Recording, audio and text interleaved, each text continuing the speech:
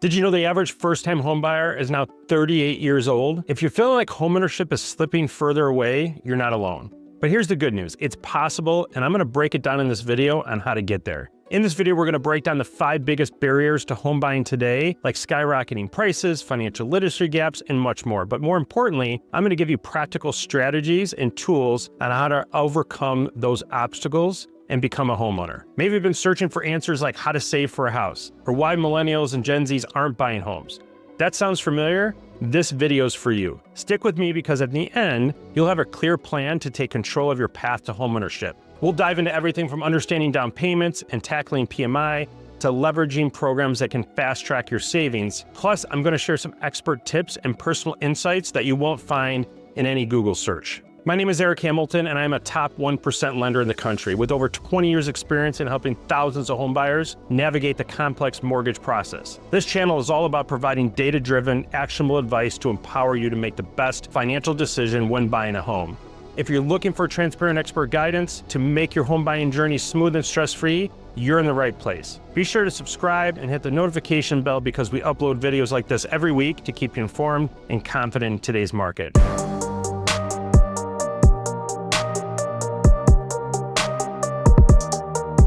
So barrier number 1 that we hear all the time is down payment challenges. The number 1 reason why people feel that they can't buy a home, they think they need a huge down payment. I hear this every day. It's still shocking to me how many people think that you need 20% down. 78% of millennials saving for a down payment is the biggest obstacle, and that's according to Bankrate. According to the National Association of Realtors, the median down payment last year was 18%. For first-time home buyers, the down payment on average was only 8%, and repeat buyers were averaging around 23%. This is the key stat that I think a lot of people lose sight of. Only 14% of buyers used down payment assistance. So there's a huge gap there of education on what programs are available. We're gonna provide a guide to what programs are available, and we're gonna include it in the description below. What is the action plan to move forward? So the good news is you don't always need 20% down. FHA loans require 3.5% down. Most conventional loans require 3 and 5% down.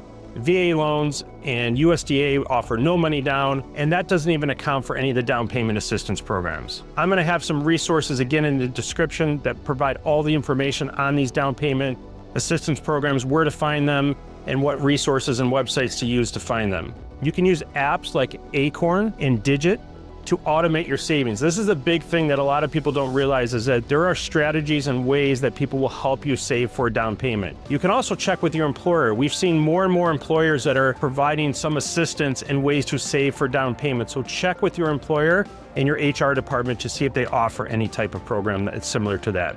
So I guess the question that I have for all of you is, what's been your biggest struggle with saving for a home? Comment below. I'd love to hear from you, and I'd love to provide some options for those objections. Don't let the myth hold you back that you need 20% down. Start small, stay consistent, and you'll get there faster than you think. The question I always get to is, what is a good down payment? Right now, the down payment depends on a lot of factors, including the loan program you're using, the housing market conditions, where you're buying, your specific financial situation.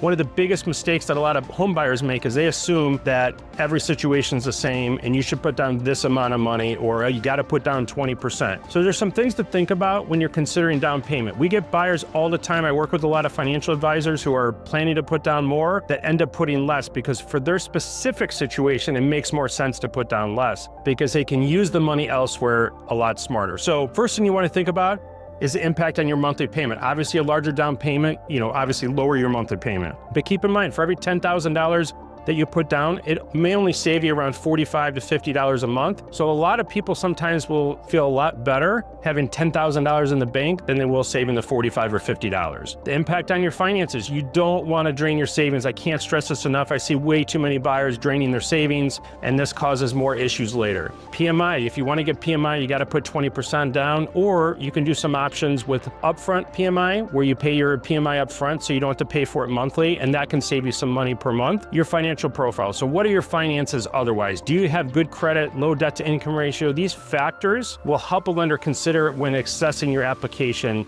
and what the risks are, and offering a higher down payment can sometimes offset some of that risk. So barrier number 2 is rising home prices. So something we hear a lot is home prices have risen on average over the last 5 years, as you can see from this map, 57.4% nationally. Why is this important, and why is it something that people should think about? This map is going to show you what has happened over the last 5 years. You have to have some ideas of how to combat this. Waiting to buy is a very dangerous gamble, okay? So what are some action items you can do to address home prices moving higher and maybe not moving lower to the level that you need them to?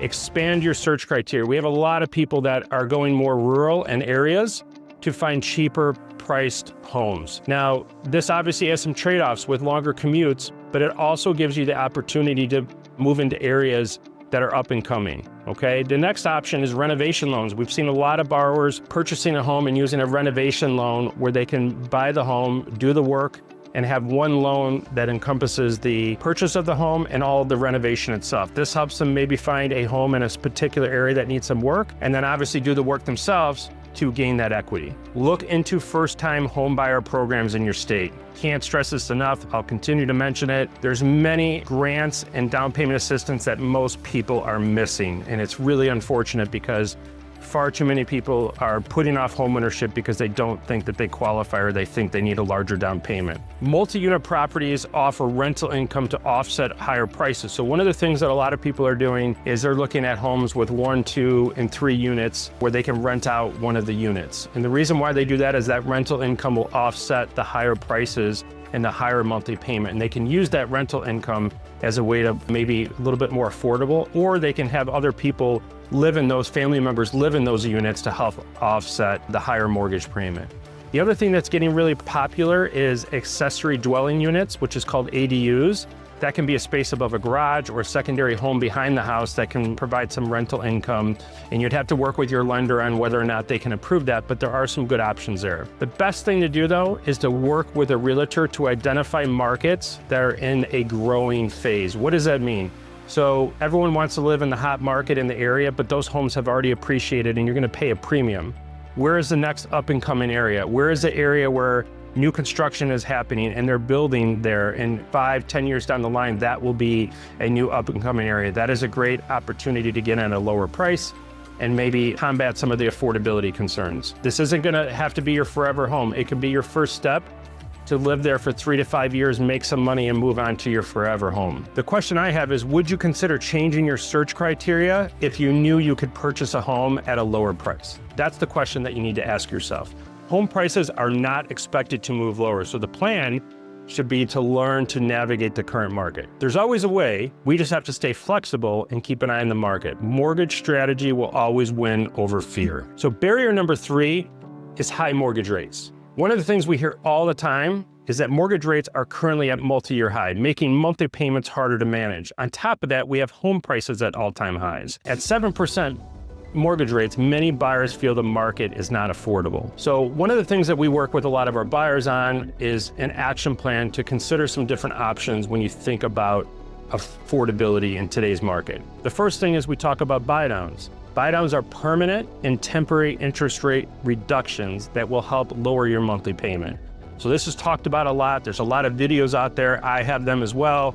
And this is one option. The other option that unfortunately a lot of people assume was going to be an option is, oh, I'll just refinance when rates come down. Well, rates may never move lower in the manner that you want. So you never want to make the assumption of purchasing based on something that may or may not happen in the future. The key area that I find the most option for a lot of my buyers is considering lowering high interest rate debt to help manage higher mortgage payments. A lot of my buyers don't even understand the current rate on some of the debt that they're paying. Credit card rates over 22%, 23%, auto loan rates over 8 and 9%. Managing some of that debt can help us free up a lot of money per month that makes buying a home a lot more affordable. There's much better tax advantages buying a house than in a car or credit card. So managing debt is one of the single most important pieces of the puzzle to help manage higher monthly mortgage payments. So the thing that I would ask you is, do you have opportunities to better manage debt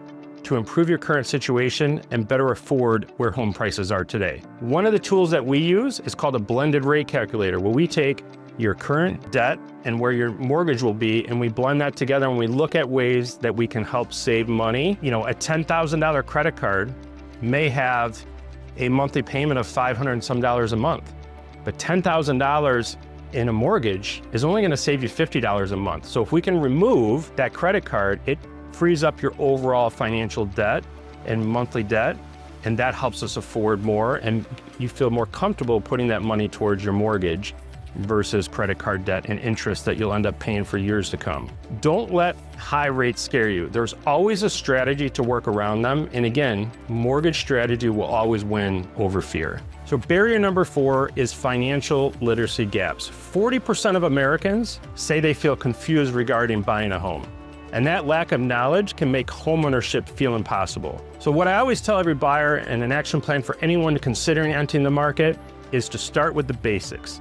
You have to understand your credit score, your budgeting, and what interest rates you're currently paying. Free tools like Credit Karma can help you get started and provide a window into where your current credit score is. Attend a first-time home buying seminar that we tend to have monthly, or many banks and community organizations also offer these. There's plenty of information online, on YouTube, and other resources available daily.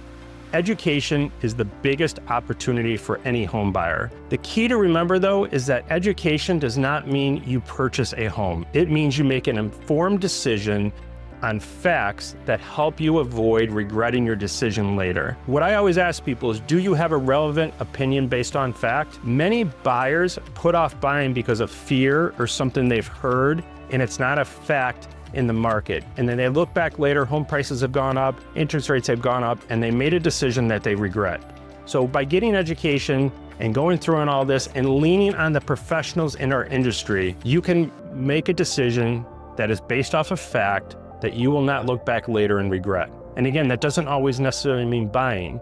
It means putting yourself in a position to make an informed decision. So what is one thing about mortgages or home buying that confuses you? Drop it at any question in the comments and we'll get back to you immediately. We have included our first-time homebuyer guide in the description as well for your review. So barrier number 5, renting just feels easier. Well, many millennials feel renting is more flexible and convenient than buying. Many of the new projects that are being built are catering to millennial needs. They're new. They have granite countertops. They have nice appliances. They're all brand new. They have amenities that they can, community amenities where they have nice pools, and they're catering to that. The problem is they're not building any wealth. The other big factor that there's been many studies done on this is that many parents of millennials have hesitation with kids purchasing due to the 2008 financial crisis. Either the kids have had a bad experience remembering what their parents went through, or the parents went through a bad experience and they have expressed concern with their child purchasing a home while home prices are moving higher. This feels very similar to them from 2008. The reality is it couldn't be different, but there's still some psychological factors that play into that. So the action plan needs to be focusing on long-term benefits. Owning a home builds equity and stability. Also, you have to think about if maintenance is a concern, look for condos or townhomes with an HOA or services. If you're living in an apartment because you want to deal with fixing anything, there's plenty of condos and townhomes that will be just like renting an apartment. Use rent versus buy calculators online to see the financial difference over time, 5, 10 years down the line. It is startling. A lot of people, at the average first-time home buyer, is waiting till the age of 38 to buy. If they purchased at 28, they could have 10 years of equity, made over 100% in appreciation since that time. So really important to think about the long-term benefits. I've included a slide here that I would love for you to take some time to look at. It actually goes through where home appreciation rates have been every decade since 1930. It is a reminder of the power of appreciation and the benefits of buying a home.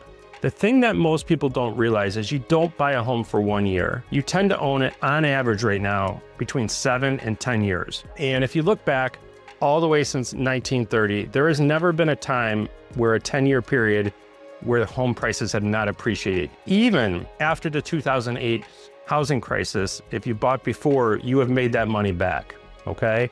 So renting might feel easier now, but buying is an investment for your future. Don't let fear hold you back. In conclusion, we've covered the topic of the top 5 barriers to homeownership and the actionable steps to overcome them.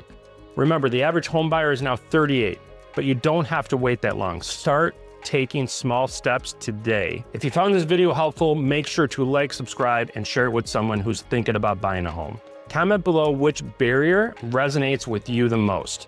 And don't forget to check out our next video where we dive into creative strategies for affording your dream home.